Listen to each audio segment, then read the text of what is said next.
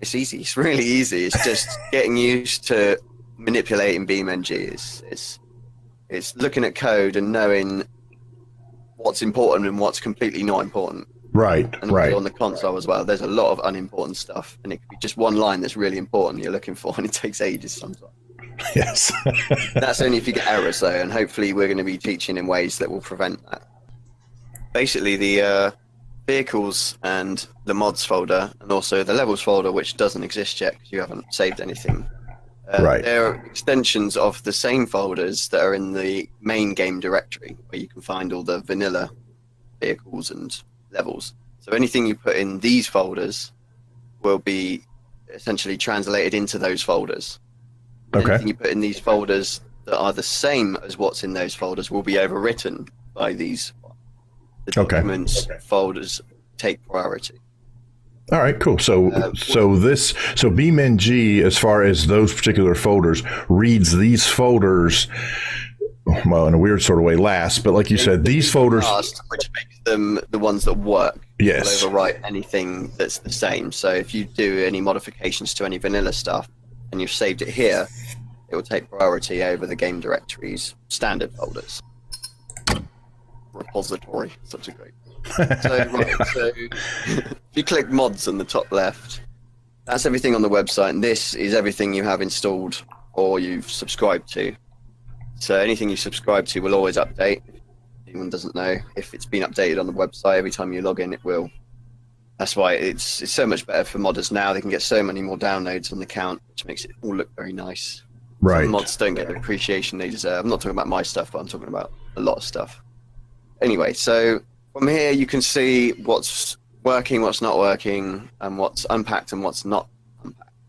So for instance, if you have something like, for instance, any of my mods where you've got about extra 40 scenarios on your list and you're like, I really wish these weren't here because I'm not using them right now, you can come here, find the mod in your mods list. So we got anyone will do, but yeah, say Avalanche Climb. You click that. And then I'm clicking, click that, okay. Yep, and then it will bring up all the details and all the description. And on the right-hand side, you'll see 3 buttons. You can unsubscribe, you can unpack, and you can deactivate. So if you just don't want them in your scenarios list because you're not using them, you can just click deactivate, and it will keep everything exactly where it is. There's no installation. It will just stop them from being visible. The game will stop reading them, which can be really handy when you're modding and I'm scrolling through God knows how many to try and find. Mind you, I have started using the search function in the scenarios list, which is very useful. Yes, it is. So, yeah. So, more to the point, the unpack button, if you like to click that. Okay. So, when that's finished, you can close BeamNG. Well, that's done. Okay. I'll show you, if you, close BeamNG, and then go back to your My Documents folder. Yeah. Now go into mods. Okay. See all of these here. These are all mods you've downloaded. And they're all zip files. They're all packaged, compressed, one file bangers, basically. You can't do any modding with that because it's a compressed file and you can't access the files unless you play them through the game. So even if you modified them and saved, you still wouldn't be able to apply those files you'd saved to the mod to make them permanent. Oh. So if you go to Unpacked, which is where all of the, as you would imagine, unpacked mods will end up. Sure. You'll find the Avalanche mod we just unpacked. So now if you double click that, as it's just a folder, not a zip file, these are all the files that make up the mod.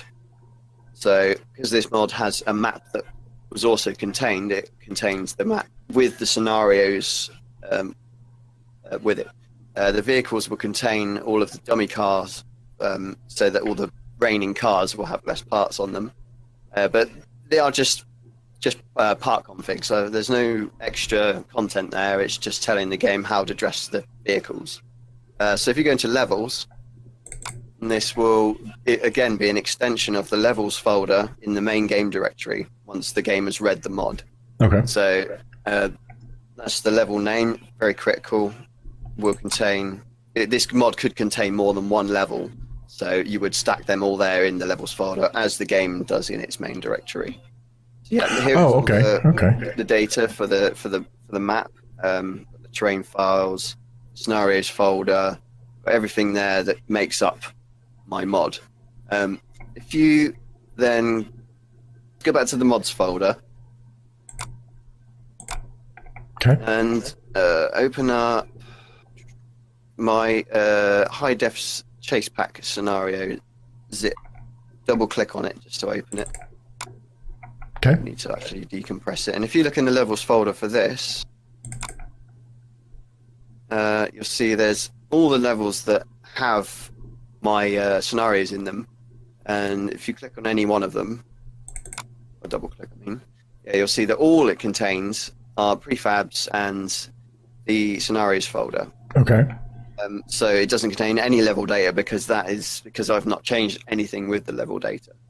What the game will do when it loads this mod is it will merge these files with the map that I've made it on. So this is Utah. So it will load Utah, but it will also load that folder with all this stuff that I've added to it. Oh, okay. So it's essentially, you're basically extending on the content by making stuff at their levels like this. Okay. So yeah, it's basically just knowing which files you need and knowing that you only need what is there from your work. You don't need to worry about putting all the rest of the map in or anything like that. So yeah, to make a level, you can't just go into the game and say new level. You have to lay down the foundations for the level. It has to have the artwork, well, the art folder that contains all your textures, models, and items and data about the sun. And that's if you are making. I mean, some levels you could make something really bizarre that's nothing like a normal level, but try and keep it close to the point. So we have to start a level. We have to start off by making the file structure for it, so that the game has a basis to go from. So what we're going to do is we're going to use BeamNG's grid map with the items, and we're going to basically clone it. And then once we've cloned it, we're going to strip everything grid map related out and leave just all of the assets that were used to create, so that we have all those tools and things to play with and add and build with. Okay. So pretty much the most common way of starting a level. I mean, you can get programmers out there that will just write the code for a level and then they'll just load it. Right. Yeah, I've spoken to some people years ago on the forums that were just way out there, but I expect they have very busy lives and haven't got time for modding. That's right. Maybe like programmers for the Ministry of Defense or something. There you go. That's right. So, do you want me to launch BeamNG with the grid map? No. No. Right. Okay.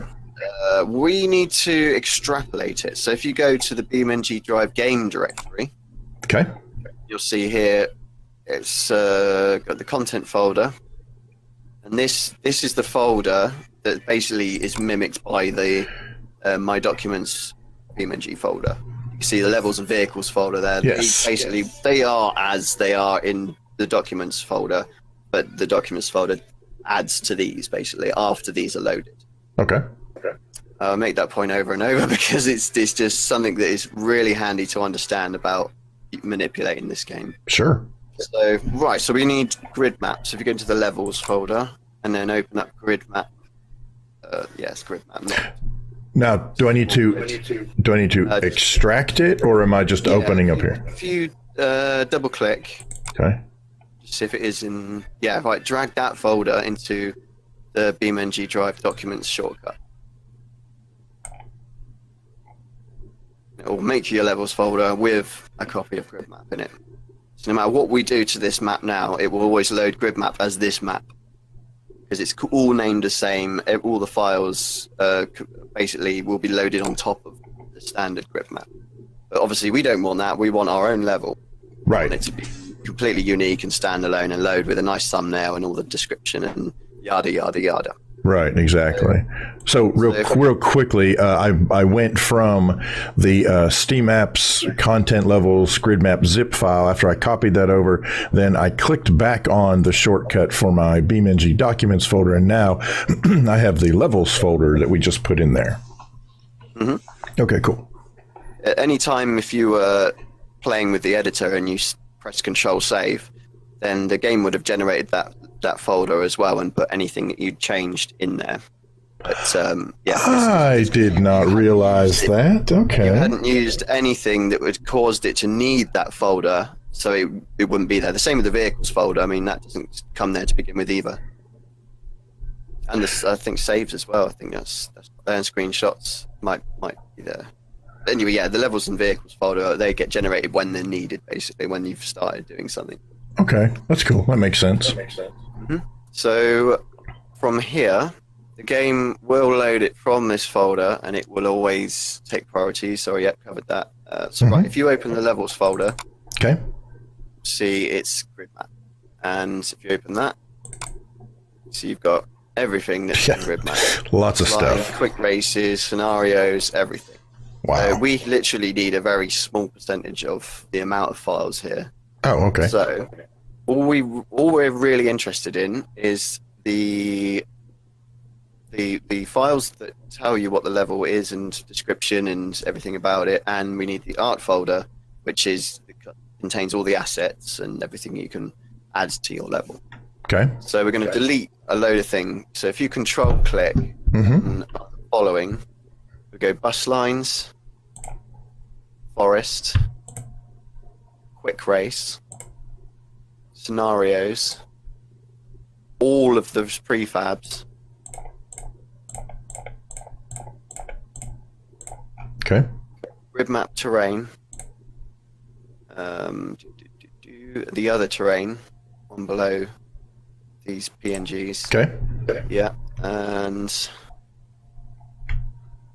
all the spawn JPEGs and the last prefab. Okay. Delete. Okay, much better. Right, so now we've got rid of all the gumph, but it's all still named grid map. Right. This is a good time to mention our sponsor, Notepad++. No, it's not a sponsor, but this is a little app that you will need if you are doing any BeamNG stuff. Right, so we'll start by renaming those 4 files from grid map. If you click once and then click again, okay, and then copy out the grid map bit or delete the grid map bit, and then what should we call it? We'll just call it test. Is that really unimaginative? How about a name, David? You can do it. Yeah, we'll do Davidinark. So does capitalization matter? No. Okay. I would avoid it just in case. Okay, then press Control Shift and left keyboard arrow. I'm sorry, Control Shift left. Yep. Okay. And then press Control C. Oh yeah. And then do and then speed this thing up. Yeah, it's fiddly, isn't it? I need a bigger screen myself. I'm not sure actually what size screen yours is. I'm just still looking at my screen. I've got I have a 24-inch, which is the same as mine. Yeah. A much better size than I used to have, and B, the largest that'll fit in my current desk. So. Oh really? I got a nice 120 hertz screen. I don't know. I think mine's like like that 144 or something. Yeah, 144. Oh yeah. Nice, yeah. Yeah. I got it on sale, so it was very nice. That's always a plus. Yeah, absolutely. Okay, so we have renamed our files, but there are probably about 1,000 or so entries within these files that still say grid map. Sure. And the reason we need Notepad++ is because that can change them all with one click. Okay. And you don't have to go into every single file and look like you would with normal Notepad. Wow. That would not be worth modding in BeamNG for. Yeah.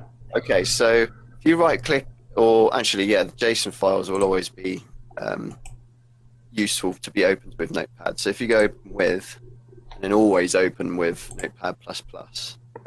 Notepad++. Oops. Go. Oh, I told it to always open with. Was I supposed to? You were. Yeah. Okay. Whew. Okay. All right. So this is the level JSON. This is basically telling you the base stuff that it needs, like what kind of materials for the ground model, where the level thumbnail is located, and I'm not sure what binary. Okay. Pane. Okay, so if you go to search, top, and then find in files. Now you want to find grid map with capital M and G, and you want to replace it with Davidinark.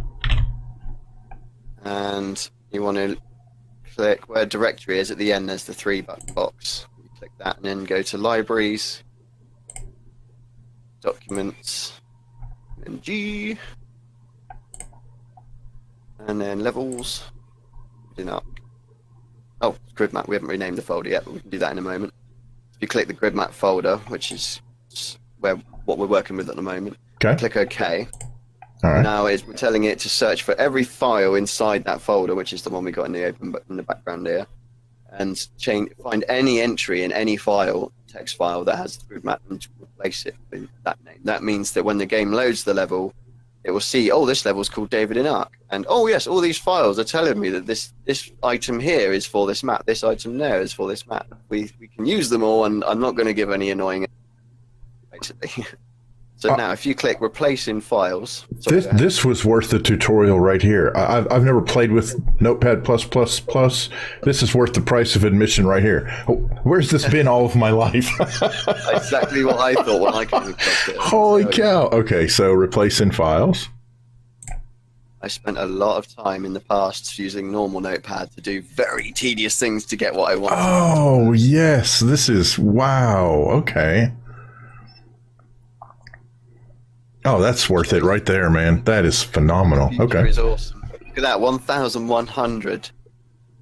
Wow. That's how many you've had to go through. Okay. So now that has changed everything in relation to word grid map, which is very important for all the file names. But there's still the info JSON, which is in our levels folder behind. Never worry about closing Notepad++. Always just leave it open. You can save on the fly very easily. Oh, okay. I know you can with anything, but yeah, if you open the info JSON, this file is pretty much with any level. This is the file that tells the main menu what to display in relation to when you select it and what kind of spawn points you can have. You can put the spawn points into the level, and you can put the images into the level, but they will not show up on the main menu unless they are registered here. As you can see, there's 4 grid map start locations here. We don't need any of that right now, but also these the rest of these entries, like title, description, preview, that's what you read, when you're on the main menu. That's your first point of reference to the mod, to the content. So at the moment, the way these are, that's code, levels.davidinark, I would say gridmap.info.tile. That's code to summon code from the core engine. We don't want that. At the moment, if we try this, it will just say levels.davidinark. Right. Okay. So we need to literally just remove everything apart from Davidinark, and then have that, and you can write a description. Okay. You could even delete the entries you don't want to have displayed. So this title, though, can say literally anything, right? Yeah, there's no code involved between those commas. And then description.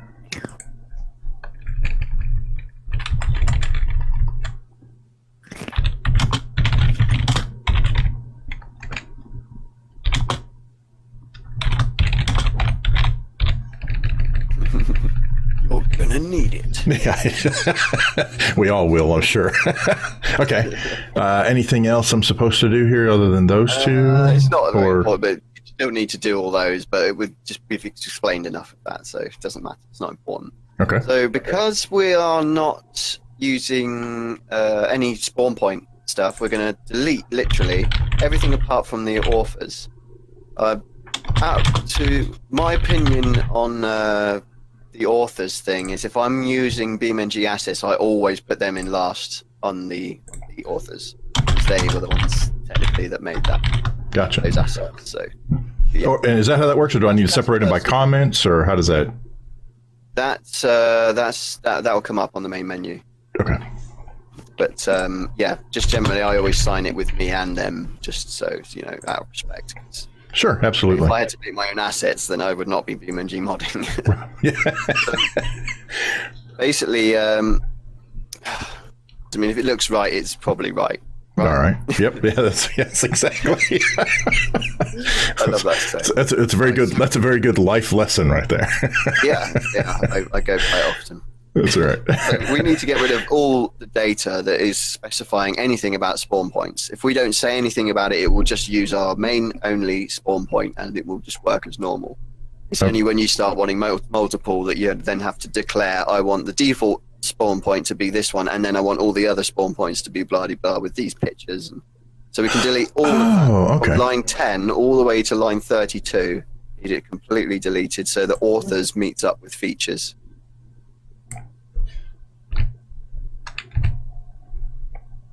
Yeah, all of line 10 as well. Oh, sorry, I misunderstood.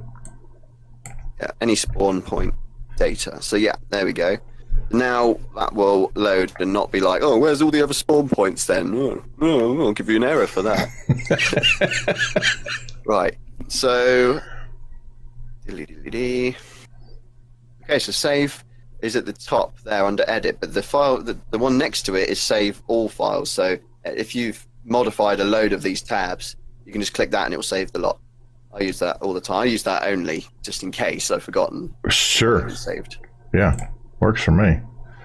Obviously, if you're experimenting with things and you're not sure if they're going to work or not, try to be careful not to save over stuff that does work. I've done that a couple of times. Yes, exactly. Hours of work gone. Absolutely. Okay. Right, if you go into your BeamNG Drive documents folder, levels folder, and we need to rename the grid map folder. Oh, yeah. To Davidinark as well, exactly the same way it's spelled. And right, so if you launch BeamNG, and then we'll just see if it's loaded and if we get any errors.